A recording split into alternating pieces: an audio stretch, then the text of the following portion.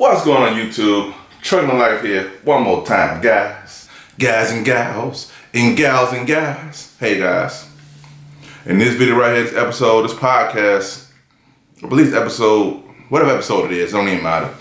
I want to keep on coming, guys. I want to enlighten you guys more about what's going on in the world today of trucking and make a better decision for you. This podcast, guys, gonna be about some pros and cons, man. Now, here's the thing, guys. If I want to put a disclaimer out here, this episode is not to sway anybody's decision making.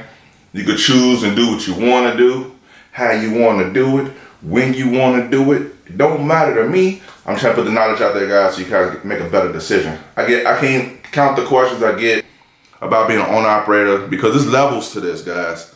It's like, and I'm not going to all that in this podcast. I'm going to just going to the details of this podcast of the pros and cons of being a company driver or owner-operator. Not one is better than the other. I say all the time, it depends on what you want to do and what your plan is, where you want to go. You get that using any vehicle. It just depends on what you want to do. But what I'm saying is this. A lot of people ask me a lot of questions, especially about being an owner-operator, guys. And I ask them some questions when they ask me that. And I ask them some questions right back and say, hey, what is you really want to do? Because it's very important you understand what you want to do, because if you don't, you'll be turning the wheels a lot, man. And I don't know about you guys, but I don't like wasting time.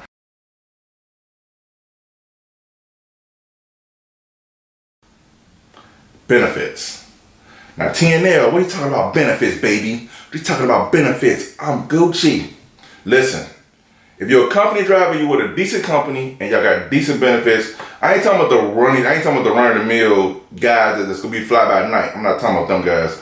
I'm talking about the ones they actually got a pay structure in place. They got a scale in place. They actually able to move up ladders. You actually got tier systems in there. They actually thought about longevity of the company. A lot of times they have decent benefits, like the union companies. You know, I ain't gonna say no names on here, but not all union companies. Some non-union companies got some good benefits too. But you have to consider this, guys. A pro to being a company driver is you with a decent company, you get benefits. Now, I'm not finna go into the details about how the copay is so high or the what's his name is the deductible is so high, whatever. Or they got PPO, they got HMO, and they shit how it is. I ain't talking about they got benefits, period. They got something to start off with, some scratch, some basics. That's a pro to being a company driver. Now, on the same token, on the other side of the spectrum, if you're on an operator, they don't come with the package, man. You gotta get your own benefits. So if you want to be an owner operator, you gotta consider this, that if you want to become your own everything, you are independent to a certain degree of like your own benefits. So if you don't know about how to get benefits or how to obtain benefits, you might want to figure it out before you get a truck. I'm just saying. So that's a con to me. That don't come naturally as an owner operator. You don't get it with a package. If you don't set it up, it don't get set up. So a pro, company driver, you get benefits. A con, owner operator with benefits, you don't get none, guys. It just don't happen that way. All right, so this is some things I'm laying out. There's no good and bad. There's no indifferent. There's no, like what's good. One is more, one is bad. I'm just putting it on the table, guys. Don't forget to stuff. Leave in the comments below. Interact with me, man. It's a podcast, guys. We'll try to enlighten, educate, and move forward in this business.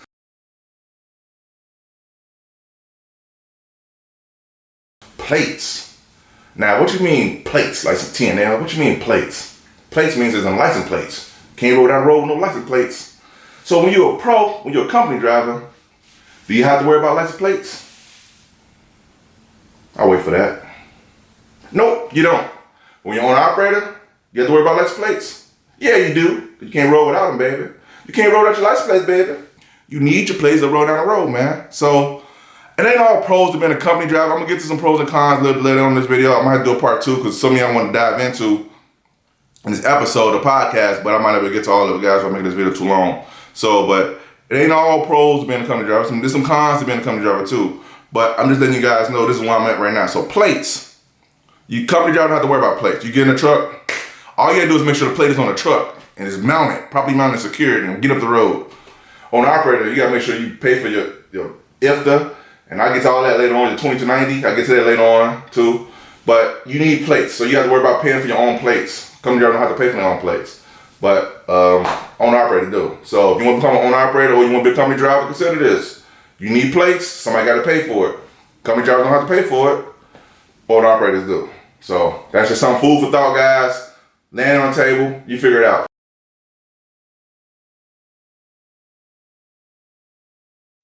Another thing, salary. Salary. Now, as a company driver, if you with a decent company, got a tier system, and they got scales that goes up the ladder, you can probably move your way up the ladder eventually. You don't get me wrong, I think they still underpaid. I think all truckers is underpaid, period. I'm gonna put that disclaimer out there. We don't get paid nearly as much as we need to be doing, and we need to get paid for doing the job we doing. I'm just gonna put that out there to clear the air. So, but anyway, some companies have tiers to like wait. Actually, you actually keep working so long, you make so much money, more and more. Sometimes they get paid on percentage where you ever make more money. But I ain't finna go down the rabbit hole, guys. But I will say this is that with a decent company, you got a tier system, and you really gotta kill what you eat. All you gotta do is work the clock, work whatever they give you, work the miles, work the little thing, the loads they give you, whatever the case may be. Now it has ups and downs. It's a pro that you ain't worried about trying to kill what you eat per se. You still gotta work and get your money. But you ain't gotta go out here and try to negotiate rates and all that stuff. You gotta just get your work assignments. You really like it or not, just do it. Make your money. You got a good idea what you'll make. Around about what you'll make. I say it all the time. Trucking is so volatile, man. Your check could be way up here one day, 1 week, and way down there the next. You never know. But at least you got something to go off of. When you're on an operator, a con is you kill what you eat, and if you don't kill nothing, you don't eat nothing. But on the same token, there's a pro is if you're on an operator, is if you actually kill more than you want to eat, you got a lot to eat, but you got to better know what you're doing to be able to do that. So it has its pros and its cons because, like I said, if you don't kill nothing, you don't eat nothing. It's on operator. You kill something, you kill a lot, you eat a lot. There's no salary cap to that. Like if you're a company driver, it's a salary cap. Okay, how much overtime you work or how many more miles you run, it's only so much you're gonna make as a company driver. But still, the upside is when things is down, companies can find you work, possibly, if you depends on if it's a seniority-based company or not.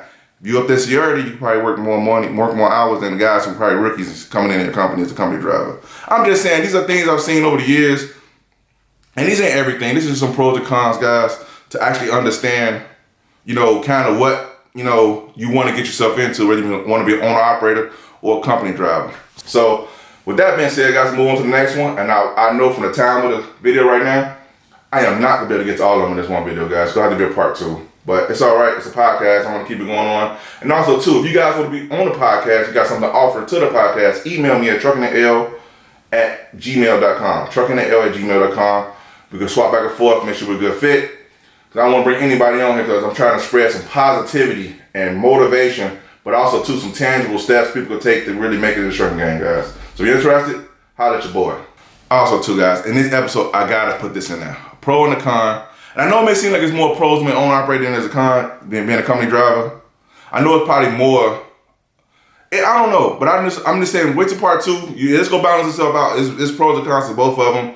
It depends on how you work it. It'd be a lot better. But I'm not saying don't be an owner operator. I'm not saying be an owner operator. I'm not saying don't be a company driver. I'm not saying be a company driver. What I am saying is weigh your options, guys. And that brings me to my point right here.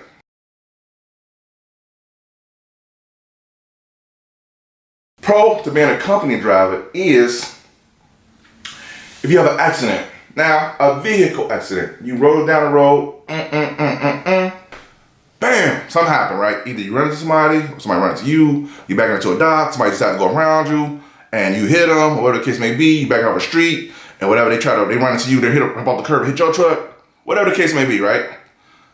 Now, if it's your fault, you may get some points from the city or the state, or you may get some points from your company, depending on how the system's set up. That's the kind, don't get me wrong, that's bad because you still get fired for that. You know what I'm saying? If you get too many points. There's a point system. Or if it just, you get 3 accidents, you out the game system. It's still bad, but at the end of the day, you could wait a little while, points can fall off your license, you can go get another gig somewhere else. You know what I'm talking about? Your world keep on moving, you know what I'm talking about? Unless it's too bad where, fatality was involved, you probably getting locked up, you getting hauled up to the joint because of what's going on, then that's something different. But I'm talking about like a regular accident, fender bender, right? So worst case scenario, you just get points when you're a company driver. That's a pro. People are like, how's that a pro? It's a pro and a con, because it could be bad too. But now they're on the operator side of a con. Let me tell you. Now, when you're on the operator side of an accident, possibilities of that could happen to you as an owner operator having an accident could be innumerable. You know what I'm saying? Because a con, I'm gonna start with the con. When you have an accident as an owner operator, guys, If you don't have your business set up in a proper way,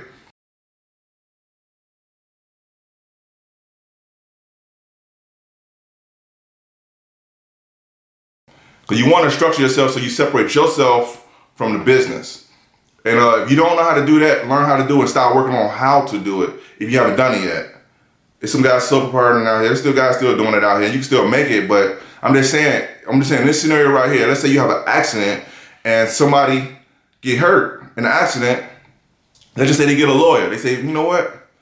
We finna take this to the courts, man. And you're owner operator. They'll go first. They'll go after the name on the dough. If it ain't your name on the dough, it's somebody's name on the dough. They'll go after them. More likely, they got a corporate structure in place where it protects them from situations like this. Now, a lot of owner operators don't know this. Here's, like I said, here's the con is they don't have the proper things in place to keep them from being sued. So if the person have an accident with you and they want to sue, who do they go sue? The owner or the person who own the truck. And always remember this, guys. If you're a company driver and you have an accident, they always go sue the bigger pockets. And you know what that is? Look that up too, because they never want to go after the small fish. They want to go after something that's worth their while, especially lawyers. They know what they're doing. So they'll go after the name on the dough first. If the name on the dough ain't properly protected, hey man, it's free game, baby. You know what I'm saying? They ain't going after whoever they could.